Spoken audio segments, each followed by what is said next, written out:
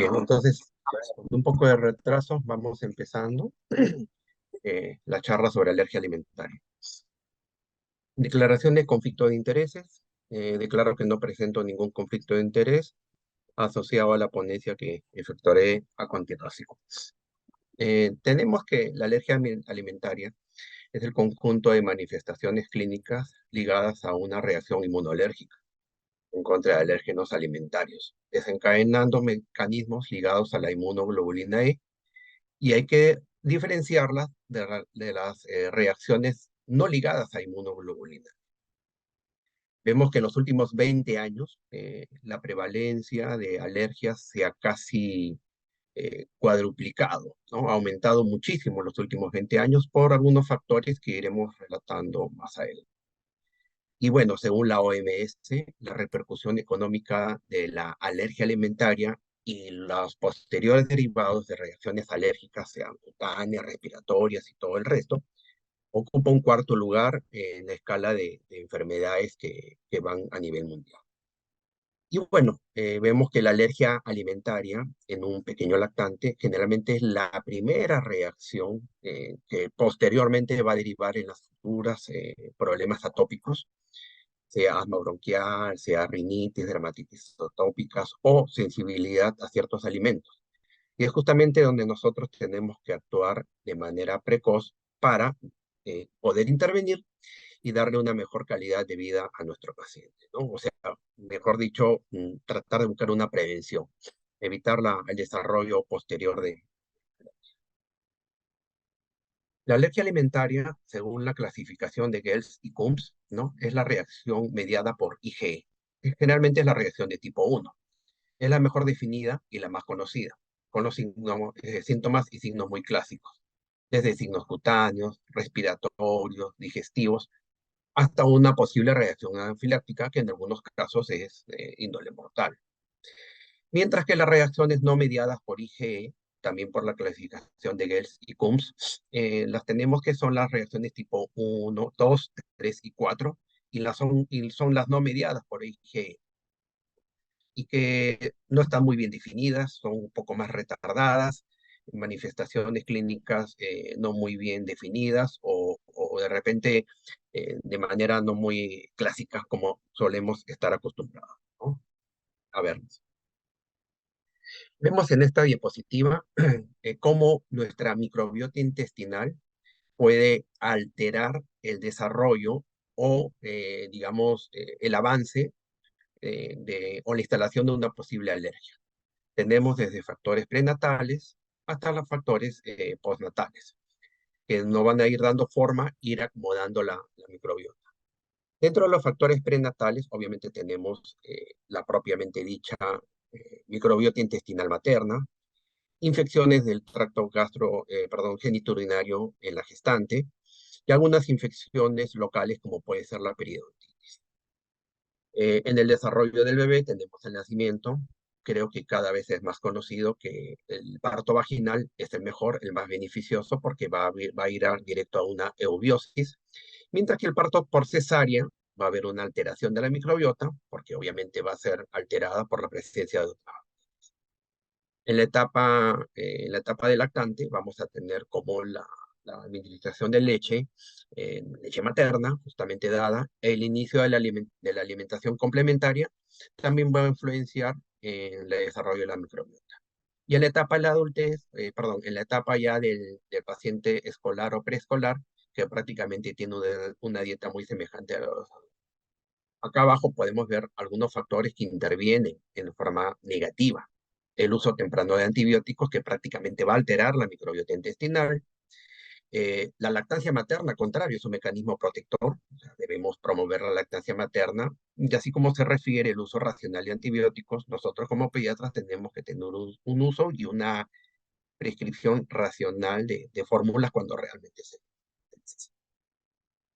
También vamos a tener algunos factores epigenéticos, ¿no? Que van a actuar a nivel de la microbiota.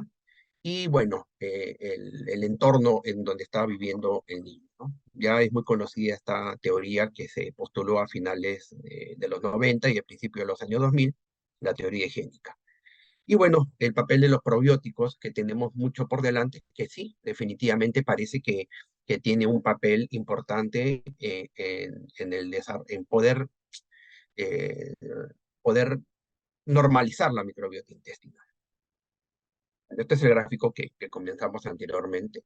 Factores prenatales, como un repaso, la microbiota intestinal materna, las infecciones del tracto urogenital, infecciones locales como periodontitis, y en el factor postnatal, al momento del nacimiento, el parto vaginal y cesárea. Ya vamos a conversar acerca de esto. En los lactantes, consumo de leche, alimentación complementaria, y en los niños ya una dieta completa, semejante a la. Vamos a ver cómo es el rol de la disbiosis, o sea, la normobiosis, cómo puede ser una mucosa oral normal y cómo puede verse también afectada por algunos factores externos. En este caso, el parto vaginal es muy beneficioso, la lactancia materna, ni hablar, una dieta rica en fibra o una dieta degradada, o sea, quiere decir una dieta exenta digamos, de factores de productos que tengan muchos químicos o muchos alérgenos. Contrariamente a lo que creía, yo era un escéptico como uno de estos, ¿no? La exposición temprana a mascotas y vivir en un entorno rural.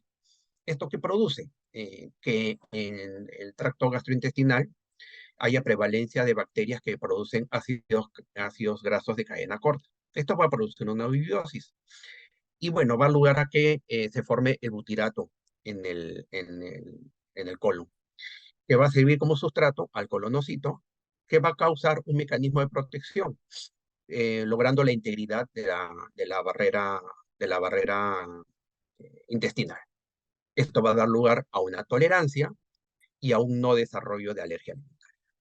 Lo contrario es la disbiosis, un parto por cesárea, ya vimos por qué, ¿no? Como es diferente el tipo de gérmenes a los cuales está expuesto un recién nacido cuando nace de parto vaginal y parto cesárea, una dieta chatarra conocida, ¿no? O dieta baja en fibra, el uso de agentes antisépticos, es la exposición temprana a antibióticos, la inhibición del ácido gástrico, ¿no? Por eso que postulamos cada vez utilizar menos productos necesariamente como ranitidina o inhibidores de bomba cuando no hay una racionalidad.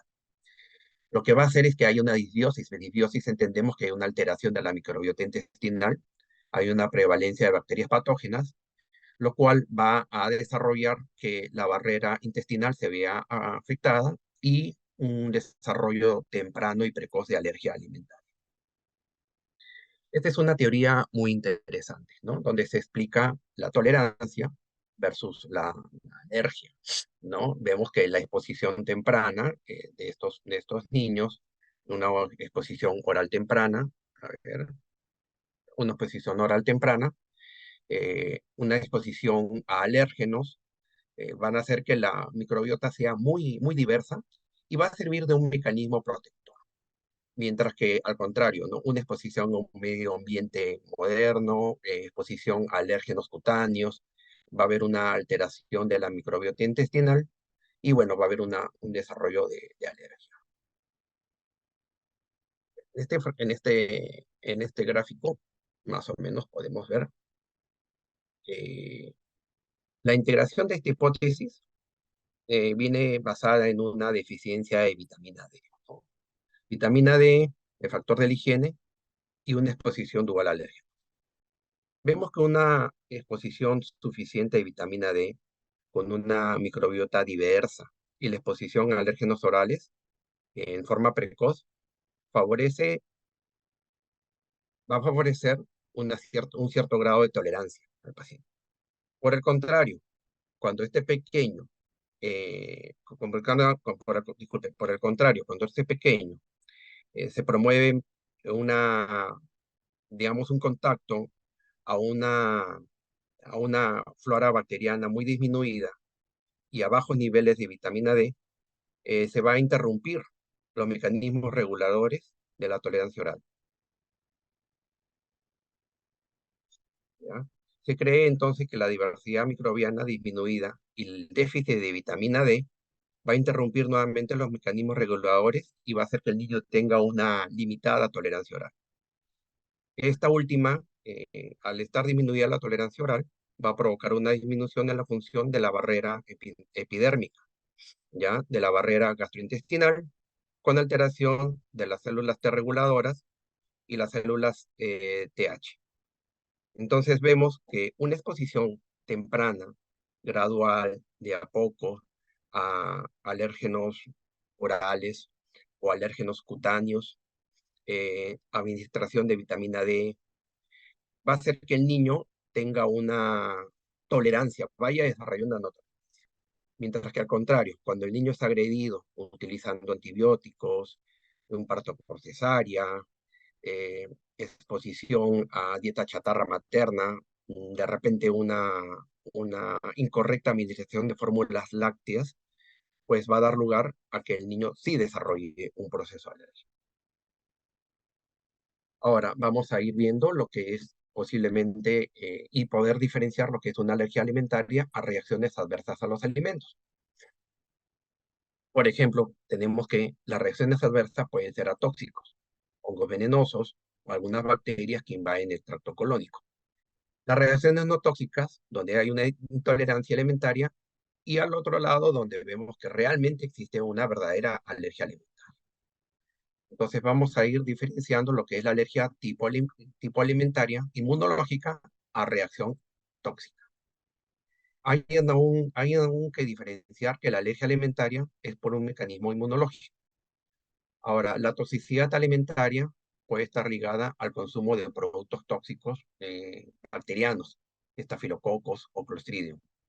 Las falsas alergias alimentarias vemos que no tienen un origen inmunitario y pueden agruparse, por ejemplo, en reacciones de tipo idiosincrásico, por ejemplo, la déficit por glucosa 6-fosfato deshidrogenasa, donde vamos a ver que esto puede dar lugar a falsas señales o de alergias o de reacciones digestivas. Ahora, la hiperreactividad, por ejemplo, a aminas biógenas, la histamina, la histidina, la tiramina, y están contenidas en ciertos alimentos como bebidas, alimentos fermentados, embutidos, pescados, chocolates, quesos parmesano.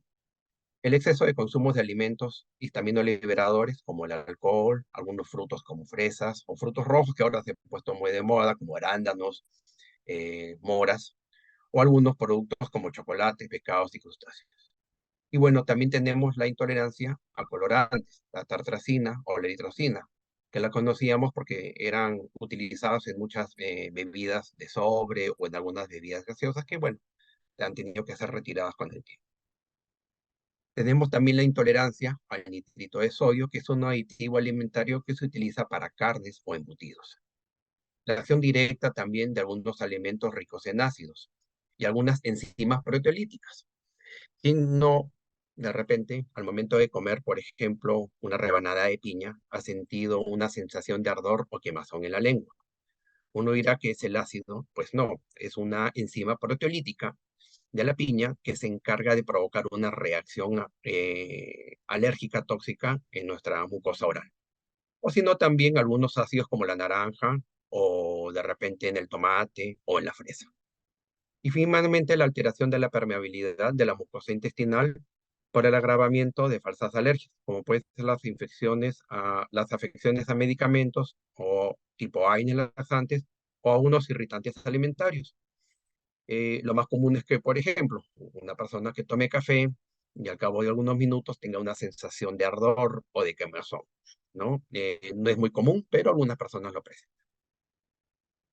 En este cuadrito vamos a ver cómo tenemos las reacciones adversas a los alimentos, ¿no? Es bastante conveniente poder analizarlo, básicamente ver las que son no tóxicas, que pueden ser reacciones inmunes a algunos alimentos o una falsa alergia, puede ser enzimática, por lo que le acabo de referir, o puede ser farmacológica por la utilización de algunos medicamentos. Las reacciones inmunes a los alimentos puede ser por IgE mediada o no mediada por IgE.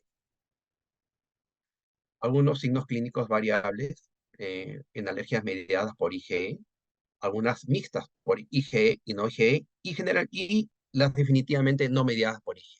Los signos respiratorios de la alergia alimentaria mediada por IgE puede ser una rinitis alérgica, un broncoespasmo agudo, urticaria, urticaria en contacto. En síntomas digestivos, una hipersensibilidad gastrointestinal inmediata, sensación de flatulencias, gases, diarrea. En las no mediadas y mediadas, o sea, mixtas, podemos tener el asma, la dermatitis atópica, que puede ser regularmente, desarrollarse rápidamente o quizás en algunos días. Y en los síntomas digestivos, esofagitis, gastritis o la gastroenteritis alérgica a eosinófilos. Y finalmente, las dos mediadas por IgE, podemos tener las dermatitis herpéticas, enterocolitis, rectocolitis, signos respiratorios, pues podemos tener hemosiderosis pulmonar inducida por algunos tipos de alimentos. Entonces, este es el cuadrito resumen. La intolerancia farmacológica puede ser algunas enzimas como histamina, tiramina, intolerancia enzimática, por ejemplo, la intolerancia por déficit de lactosa, y las alérgicas inmunológicas mediadas o no mediadas por IgE. Vamos a ver a continuación algunas bacterias encontradas en el gastrointestinal o en el tejido respiratorio pulmonar asociadas a enfermedades alérgicas. Asociadas a desórdenes alérgicos en la piel tenemos el Staphylococcus aureus, en el tracto intestinal, Clostridium difficile, E. coli, en los pulmones, Streptococo, Haemophilus influenza, en alergia a alimentos, especies de Clostridiums, y a la alergia a la leche y al huevo, algunas especies de bacteria de Lactobacillus.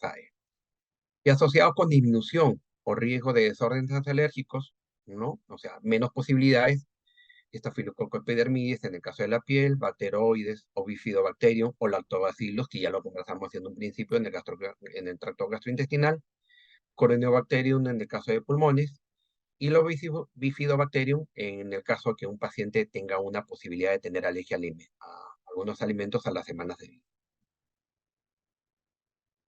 Vamos a ver el riesgo de desarrollar alergia en base a una historia clínica familiar. Este dato es importante. Yo siempre utilizo este ejemplo, ¿no? Tenemos un padre atópico, 20-40%, un hermano atópico, 25-35%, ambos padres atópicos, un 40-60%, ambos padres atópicos que tienen las mismas manifestaciones, o sea, papá, mamá, rinítico, asmático, dermatitis atópica, pues un 50-80% de que el niño también tenga un desarrollo. Vamos a ver cómo es la marcha atópica asociada a inmunoglobulina E, ¿no? Vemos que en los primeros años de vida, los primeros rangos está basada en lo que es una dermatitis atópica. Vamos a ver que hacia los 3 años, 2 y 3 años recién empiezan a asociarse los síntomas respiratorios. Recordemos que lo que dijimos hace unos momentos, que detectar los signos tempranos de alergia alimentaria para tratar de prevenir o intervenir, porque estos a su vez van a ir desarrollando las alergias respiratorias. Hacia los 11-14 años vamos a ver que la prevalencia de rinitis y de asma bronquial, bueno, son las más relevantes, ¿no? Ajá. En la marcha atópica no mediada por IgE, vamos a ver que los síntomas son un poco más inespecíficos, ¿no? Vamos a tener síntomas gastrointestinales como una proctocolitis, de repente vamos a tener un problema digestivo asociado a proteínas de origen animal o vegetal, lo que vendrían a ser el síndrome de gastroenteritis o gastroenterocolitis asociado a la absorción de proteínas. Vamos a tener el uso de dermatitis atópica, ¿no? Y conforme va pasando la edad, vamos a ver que se va a iniciar una marcha atópica un poco más inespecífica para finalmente, hacia los últimos años ya de la vida pediátrica, la edad pediátrica en la adolescencia, aumento de rinitis alérgica, el asma en un tercer lugar, y bueno, alteraciones de molestias o enfermedades digestivas. Y bueno, esta es la marcha atópica en general, ya a lo largo de la vida.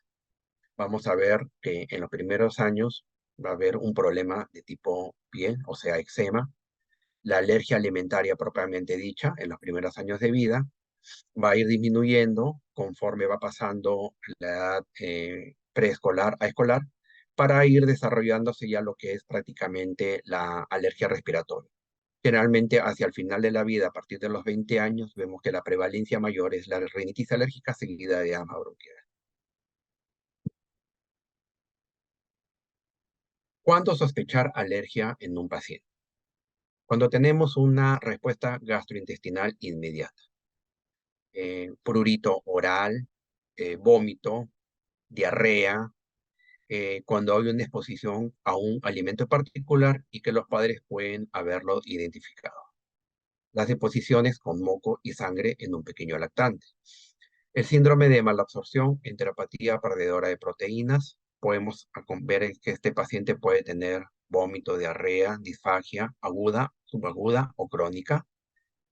Falla en el desarrollo, o sea, vamos a ver un lactante o un preescolar que no gana peso, baja talla o cuadros de malnutrición. Podemos ver pacientes que son un desnutrido crónico reagudizado. Síntomas gastrointestinales no muy bien definidos en pacientes atópicos, cólico infantil, reflujo gastroesofágico, constipación y estreñimiento crónico que no responde a un manejo tradicional. Vemos que seguimos algunas guías y el cólico persiste, el reflujo persiste, el estreñimiento persiste, bueno, debemos desarrollar que puede ser que este niño esté presentando una reacción alérgica alimentaria. Los alérgenos más comunes que están mediados a reacciones alérgicas mediadas por IgE. Estas nueve proteínas, estas nueve proteínas alimentarias representan el 90% de alergia en Estados Unidos. Creo que ya no hay mucha variación porque prácticamente el consumo de estos alimentos es muy frecuente en nuestro medio.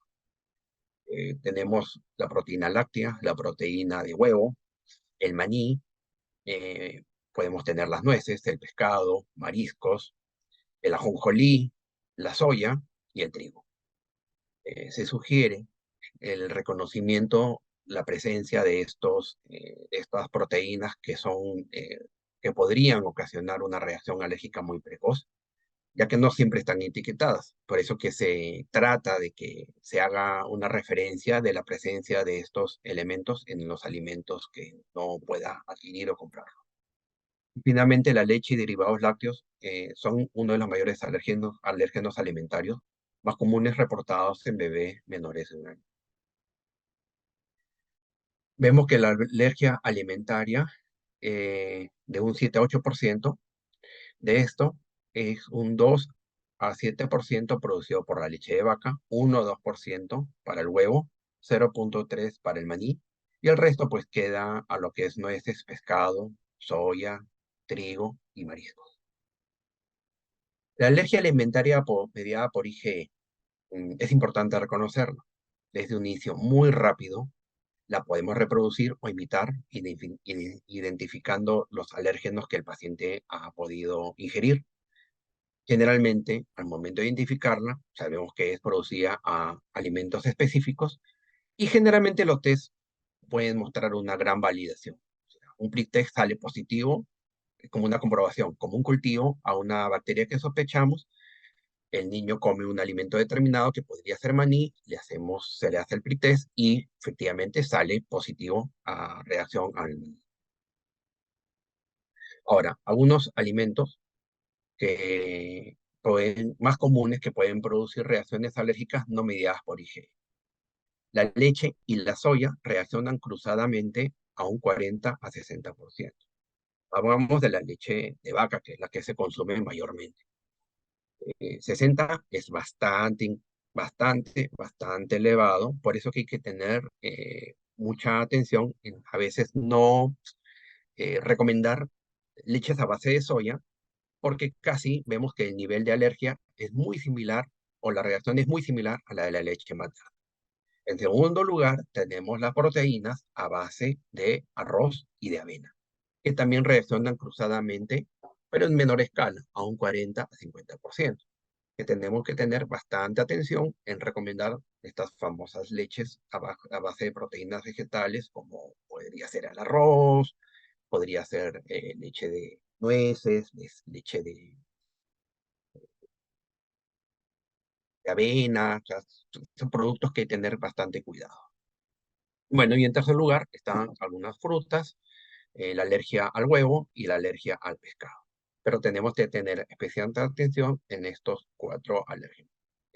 La proteína de leche de vaca, la proteína de soya, la proteína vegetal de arroz y la proteína vegetal del trigo. Ahora, algunas condiciones del trato gastrointestinal asociadas a alergia alimentaria no mediada por IgE.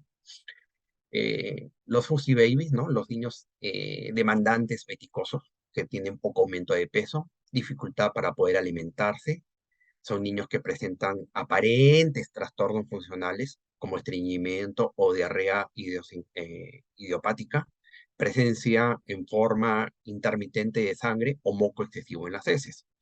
O sea, no debemos tampoco no tomar mucha atención en estos síntomas. Si el padre lo refiere que el niño lo presenta con mucha frecuencia, como dijimos anteriormente, no hay una respuesta digamos, al tratamiento clásico, pues debemos sospechar que puede ser una alergia no mediada a IgE.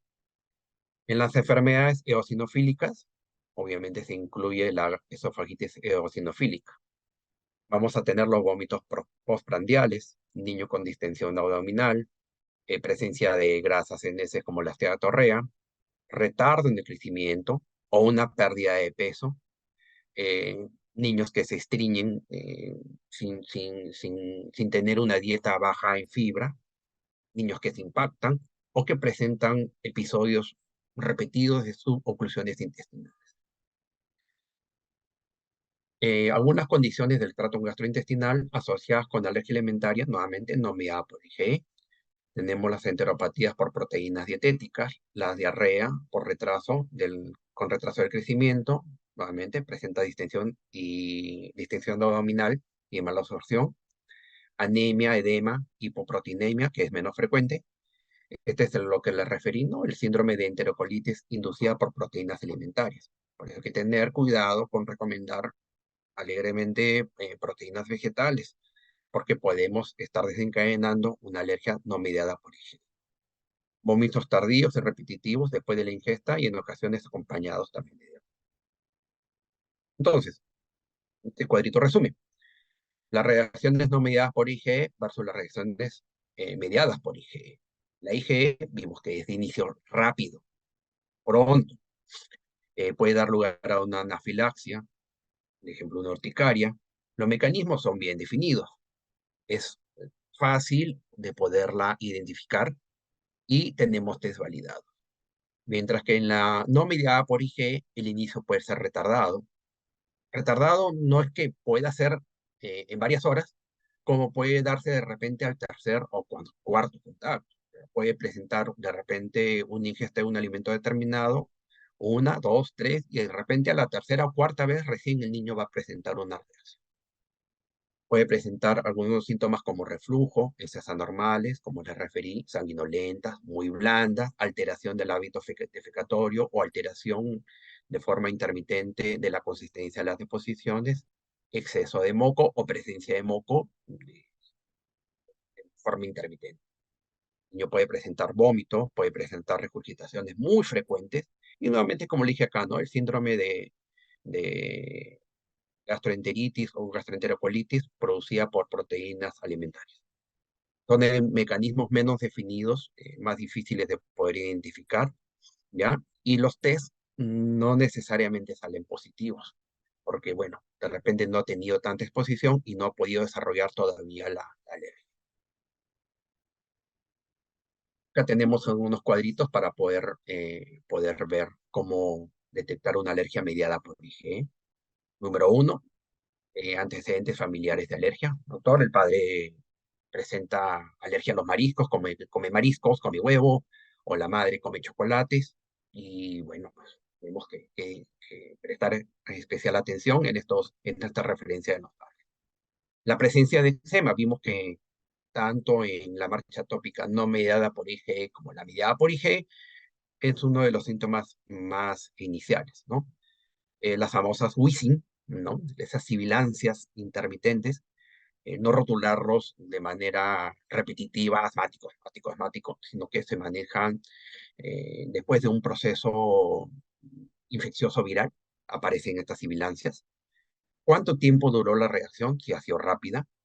El niño presenta prurito o edema laringio, presenta cólicos, calambres abdominales, algunos alimentos sospechosos, vómitos, náuseas, diarrea, o aquel niño que los padres vienen refiriendo, por ejemplo, en este último cuadrito que dice, ¿no? Doctor, el niño para crónicamente resfriado, tiene un resfrío crónico, esas gripes mal curadas, pero vemos que es un niño, pues, que presenta, pues, una rinitis, ¿no? No denominarla rinitis vasomotora, sino tratar de prestar una especial atención.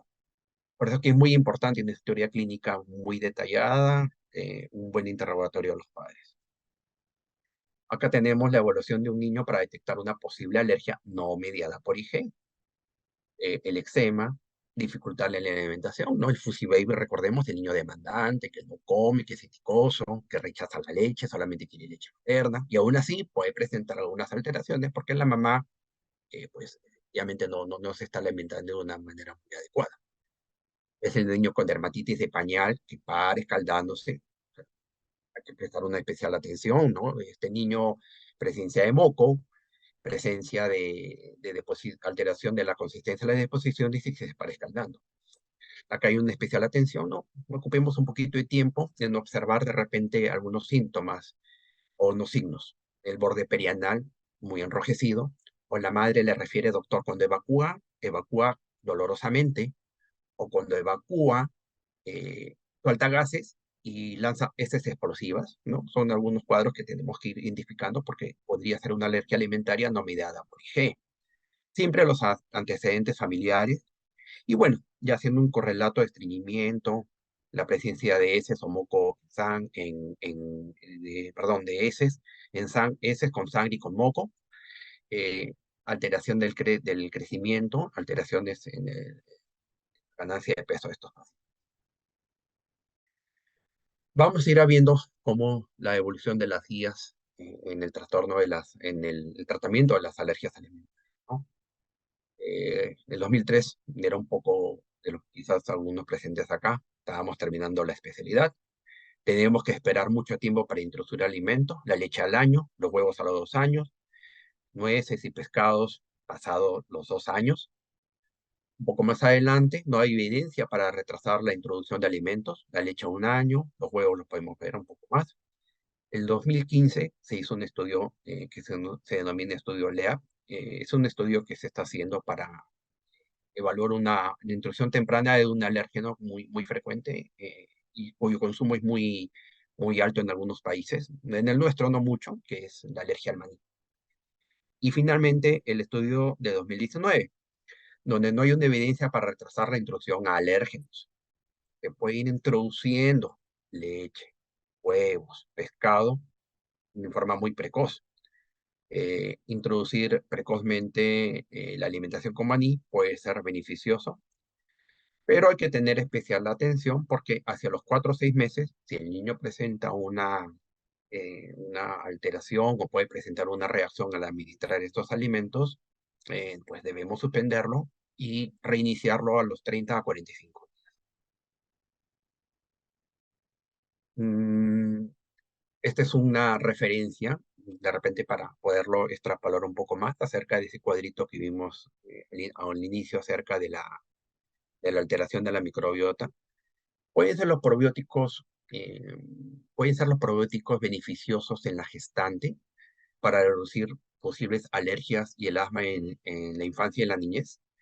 Bueno, en este estudio de 2022, los artículos que se utilizaron para ese estudio demostraron algunas consistencias y bueno, también algunas inconsistencias.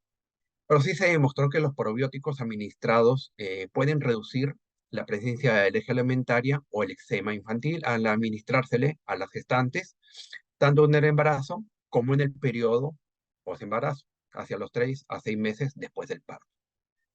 La combinación de cepas probióticas de Lactobacillus y Bifidobacterium puede ser eficaz, especialmente si el niño tiene un alto riesgo hereditario, o sea, vemos que es una madre atópica, de repente ya con un hermano mayor atópico o alérgico, entonces sí se podría recomendar la utilización de probióticos en las gestantes y en el puerperio también, sobre todo si esta mamá está dando lactancia materna exclusiva, pues provocar una eubiosis en su microbiota intestinal que va a ser beneficiosa al momento de administrar la leche materna como un mecanismo protector. O sea, vamos viendo cómo una cosa va llevando a mejorar posteriormente la tolerancia de este bebé.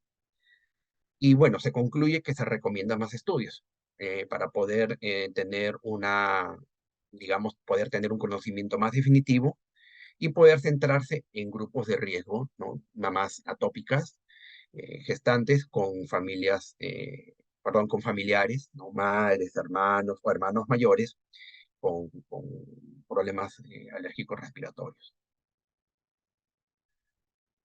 Eh, una pequeña referencia referente a cómo podemos hacer una anamnesis y una exploración física en una de las alergias más comúnmente dadas en pediatría, que es la denominada alergia a la proteína de leche de vaca, ¿no? La sospecha de alergia a la proteína de leche de vaca mediada por IgE, la sospecha de alergia a la proteína de leche de vaca no mediada por IgE.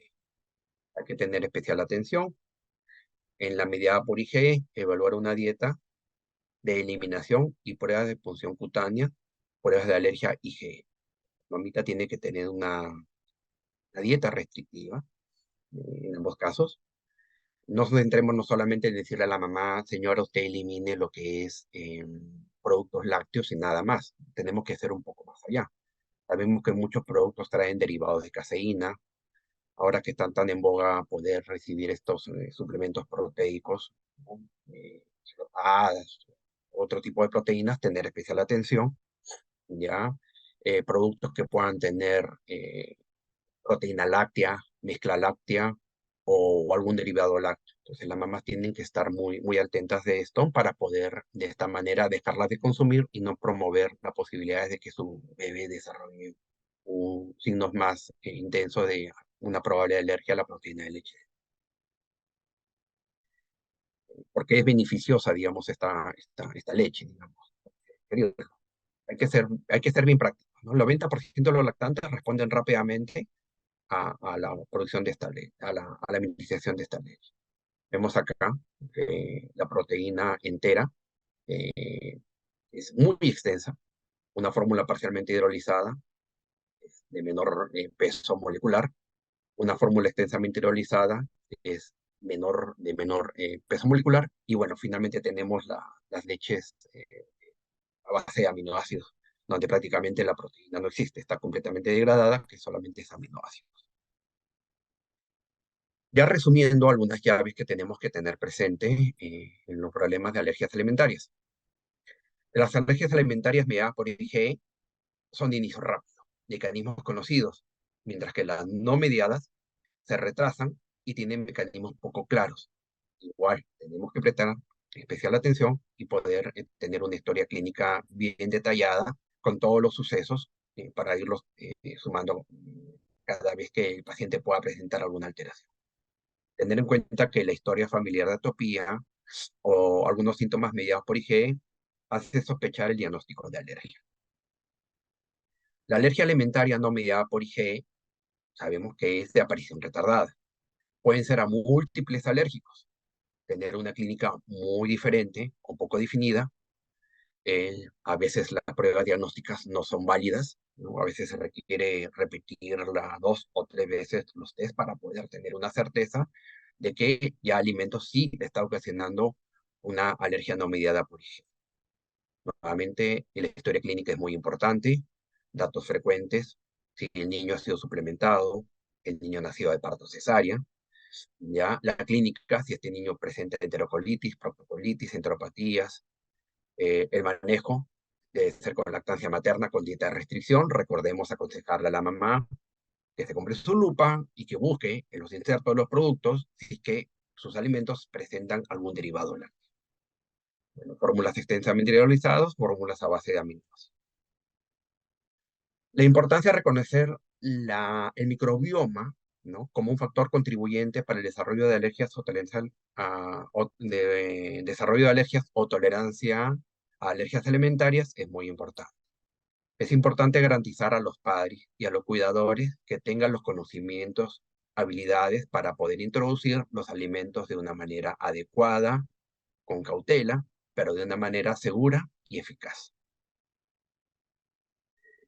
La gestión sinérgica de algunas leches implica un manejo dietético para poder mitigar las molestias gastrointestinales que pueden derivar en otras molestias, no necesariamente respiratorias, digestivas o inespecíficas.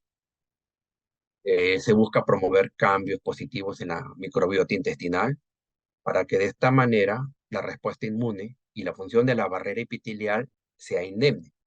De esta manera se evitará una mayor exposición a alérgicos, buscando la eubiosis y que la barrera intestinal sea lo más normal posible. Vemos que estas fórmulas extensamente hidrolizadas de caseína apoyarían la salud del tracto gastrointestinal, de la piel y del sistema inmunológico. Y bueno, si está asociada al uso de un probiótico, como lo vimos anteriormente, pues los resultados pueden ser muy favorables. Finalmente vemos que la interacción genético-ambiental negativa, ¿no?, lo que vimos en el environment, ¿no?, lo que vendría a ser la exposición al medio ambiente, negativo, va a conducir a una disfunción del sistema inmunológico, mediada en parte por los mecanismos epigenéticos, que facilitaría la aparición de alergia alimentaria y, bueno, pues el inicio de la marcha tóxica. La dietoterapia activa, tanto en la madre que decide dar leche, lactancia materna exclusiva, puede contrarrestar estos eventos, modulando de una manera natural y bastante efectiva en los factores dietéticos, que a la vez va a hacer que el microbioma intestinal, los mecanismos epigenéticos y el sistema inmunológico del niño se desarrollen de una manera adecuada y se evite la producción o el desarrollo de una alergia alimentaria. Los efectos deben conducir a un impacto digestivo positivo a corto y a largo plazo en el tratamiento de la misma alergia y tratar de evitar el desarrollo de la marcha atópica.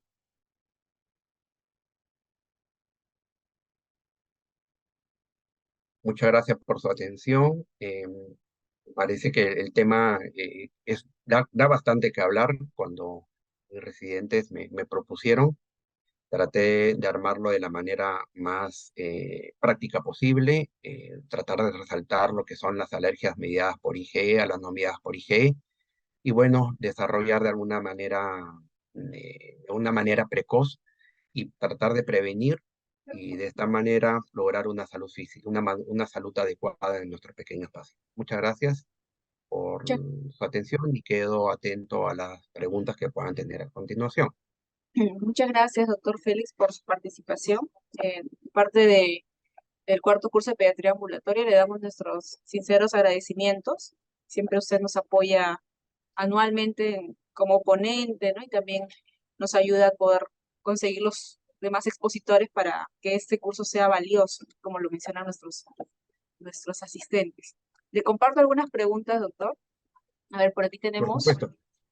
algunos, por aquí comenta, ¿qué probióticos comerciales se podría recomendar en algunas pacientes que han tenido antecedentes de alergia?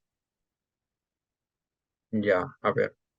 El, mm, es un estudio, creo que a ver, era bastante, estaba por acá, no, no, no, mucho.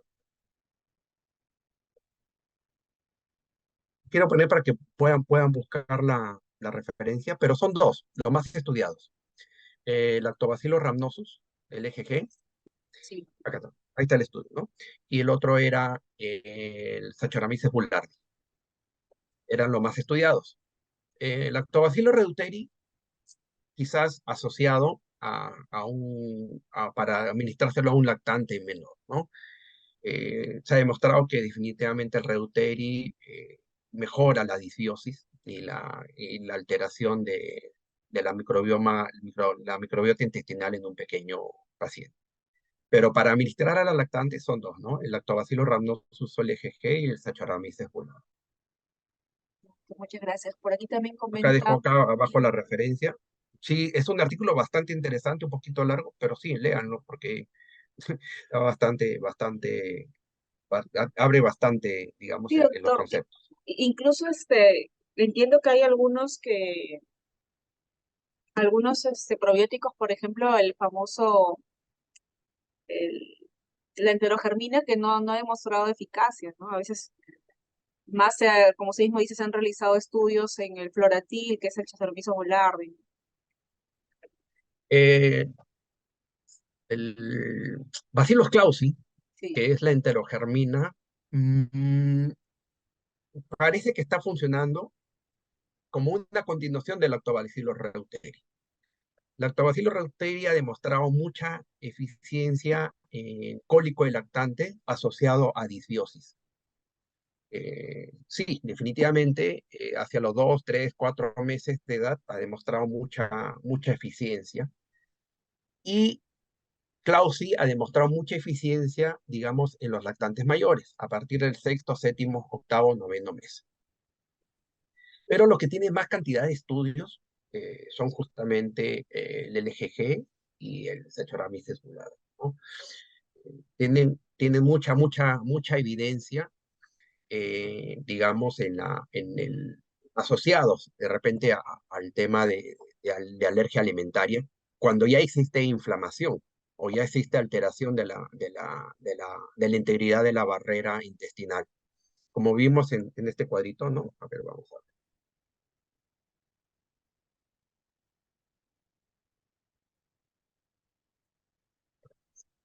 Eh, Cuando ya vimos que, bueno, pues ya no se puede retroceder, ya vimos que es un bebé nacido de parto cesárea, es una mamá que no come muy sanamente, se ha hecho utilización a antibióticos, por X razones la mamá se estresa y toma ranitidina, toma inhibidores de bomba, pues la mamá va a alterar, ¿no? su barrera.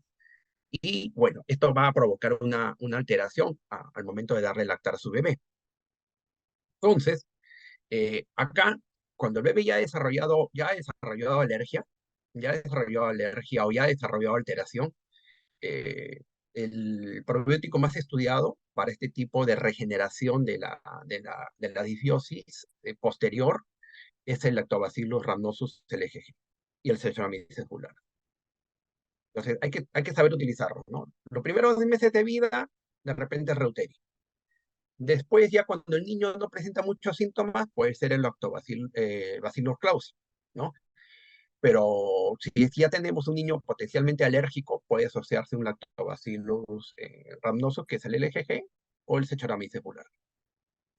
muy interesante. Por aquí tenemos otra pregunta. ¿A partir de qué edad considera que es confiable el resultado de la inmunoglobulina E, teniendo en consideración que Ah, el sistema inmunológico en los niños aún está en desarrollo? sí, justo lo que nosotros debemos tratar de pedir, pero no lo tenemos o es muy costoso, es la inmunoglobulina E específica. Es como la prueba de alergia sanguínea. A todos, el 90%, 95% de alérgicos como yo, no va a salir positivo a ácaros. Pero vamos que no es ninguna novedad. O sea, ácaros van a haber en todos lados, ¿no? En este caso, la inmunoglobulina E global va a salir incrementada, ¿no? Va a salir incrementada. Lo ideal es tomar la inmunoglobulina E específica. De referir es costosa y no todos los laboratorios la tienen. Ahora, puede utilizarse desde muy temprana edad, ¿no? Desde muy temprana edad cuando hay síntomas evidentes. Tenemos en nuestra área clínica extensa, padres atópicos, hermano atópico, de repente el niño ya tiene algunas manifestaciones como eczema, o algunos estigmas como costra láctea, o algunos otros estigmas como un niño que suda demasiado, es un niño que sufre de flatulencias, bueno, podríamos tomarle una inmunoglobulina E global para darnos una idea. Ojo, que si sale baja, no quiere decir que no sea atópico, no sea alérgico, ¿no? No puede decir. Ahora, si sale alta, ni hablar, ¿no? Definitivamente no. Pero hasta donde se pueda y esté a nuestros alcances y al alcance de los padres, tratar de pedir la inmunoglobulina E específica. Muchas gracias, doctor. Bueno, le reitero nuestro agradecimiento, doctor, y le hago llegar extensivas las felicitaciones de parte del auditorio. Nuevamente, gracias por su participación, doctor, y bueno, esperamos contar nuevamente con su participación en los próximos eventos que tengamos a realizar a posterior. Muchas No, gracias. definitivamente, y ojalá haya continuidad, tengamos dos asistentes nuevos, sería lo ideal, y que no perdamos esta buena costumbre de poder efectuar estos cursos de pediatría ambulatoria. Muchas gracias a ustedes por la invitación, bendiciones, muchos éxitos. Hasta la Gracias, próxima doctor. oportunidad. Muchas Hasta gracias. luego. Buenos días. Bueno, con ustedes el doctor Roberto Félix, pediatra del Hospital San José, que ha disertado al respecto de las alergias a los alimentos.